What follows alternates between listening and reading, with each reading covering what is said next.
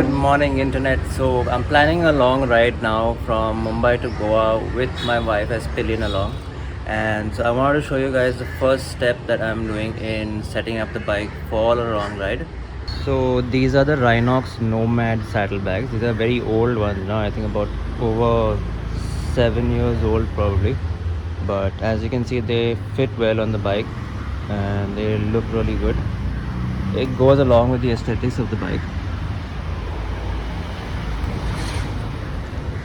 It's also got a large carrying capacity, and as you see they mount up really easily.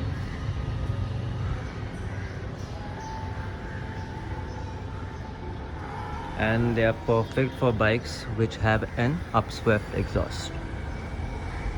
Just in case saddlebags are not enough and you need more carrying capacity on your motorcycle, you can also look at the setup I've got now set up behind me.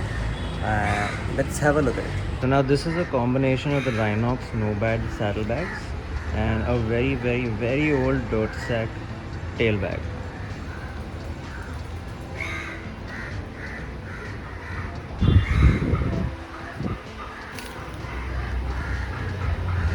In case you haven't yet also, please like the video and do remember to subscribe and share it with your friends.